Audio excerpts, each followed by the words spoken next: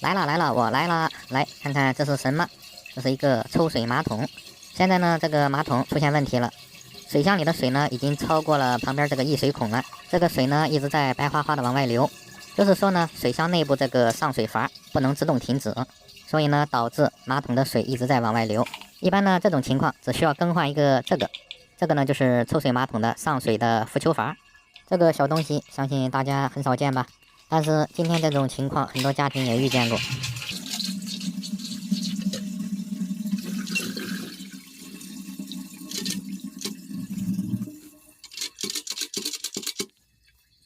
好了，先把水箱里的水都给它排走，然后呢这个底部还会存有一些少量的水。现在呢要拆这个浮球阀，找一个盆儿到马桶的后面。为什么要找个盆儿呢？因为咱们拆这个浮球阀时，马桶底层还会有少量的存水。找个盆呢拆阀门是为了避免到处都是水。下面呢先把后面这个上水软管给拆掉，然后呢再拆掉固定浮球阀的那个螺帽就可以了。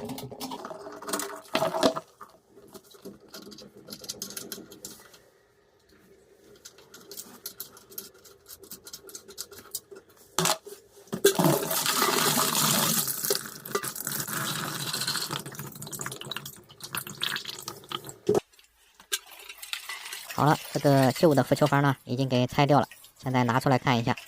一般呢，像我们常见的这个马桶内部的配件，也就是一个浮球阀、一个冲水的开关，这些呢都是通用的。如果呢我们在家里想自己更换，只需要去市场上买到这个通用的配件，拿回来更换上就可以了。对比一下这个长度，发现呢这个旧的是不是长了一点呢？但是呢它这个距离是都可以调节的。就比如我手里这款新的。这个呢，它有一个伸缩的卡扣，有一个竹节一样的，可以根据我们自己的需要来调整它这个高度。只需要向左旋转一下，然后呢就可以抽拉调整这个长度距离了。这个长度高低呢是看你家马桶的水箱，看看水箱的深度有多少，它是以水箱的深度来进行调节的。现在呢，这个新的浮球阀呢调整好了，然后呢，咱们刚才怎么拆的，怎么给它装回去就可以了。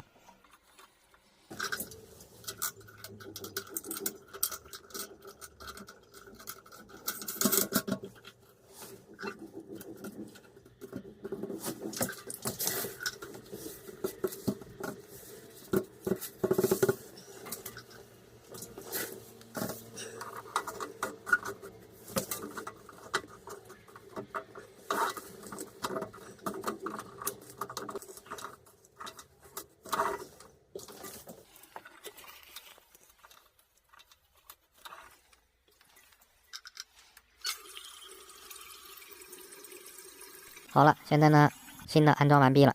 打开这个角阀，开始往水箱里注水，测试一下，看一下呢，这个上升的水位是不是能够到达咱们调节的这个高度，能够自动停水。这个话说回来，刚才呢坏掉那个浮球阀，为什么不能够自动停水了呢？这个呢是因为浮球阀内部的两个橡皮胶垫时间久了呢老化了，变硬了，没有办法密封，不能起到止水的作用，所以呢上水阀呢就一直在注水，停不下来。而且呢，它内部那两个小皮垫、橡胶垫也没有零售单卖的，所以呢，只能更换一个上水阀的总成了。当然呢，这一套上水阀、浮球阀价格呢也不是很贵，在市场上呢，一些5金水暖垫都有得卖。现在呢，我在用这个螺丝刀来对这个浮球进行一个微调。刚才呢，在安装前调伸缩的长度，是为了调节水位的大体的高度，然后呢，用螺丝刀调这个浮球呢。是精确的来控制这个水位的高低，这个调节的方向和顺序呢，大家记好了。顺时针调浮球往下是控制水位的低处，逆时针调是往上控制浮球的高度，也就是水位往上升的高度。如果没听明白呢，再反复听2遍，然后呢，打开自己家的马桶盖，实际呢操作2遍，大概就知道什么意思了。好了，它这个浮球呢，我已经给调整完毕了，可以看见水箱里的水已经到了合适的位置。我们用手按一下这个浮球，这个水呢就自动出来了。简单来说呢，就是如果说咱们按这个冲水马桶时，水位下降，浮球呢就会下压，打开这个上水的开关，开关里呢2个密封的胶垫就会脱离，这个水呢就出来了，开始往马桶里注水。当水位到达高度之后，水呢会把浮球顶上来，浮球里的2个橡胶垫开关呢就会合闭，这样一来呢也就停止供水了。好了，现在呢再实验一次，把这个水箱给加满水。来，我们近距离看一看，这个水位已经快满了。浮球呢，现在已经飘起来了。浮球呢飘起来，通过连杆压住里面的密封皮垫，这个水就停了。这个连杆下降呢，水又出来了。原理呢，看明白没有？是不是非常简单？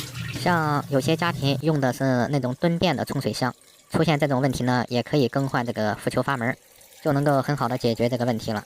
一个简简单单的小维修，分享给大家。希望呢能够帮助到现在正在有这种问题的朋友。好了，水满了，这个马桶能够正常使用了。谢谢大家观看，咱们下个视频再见。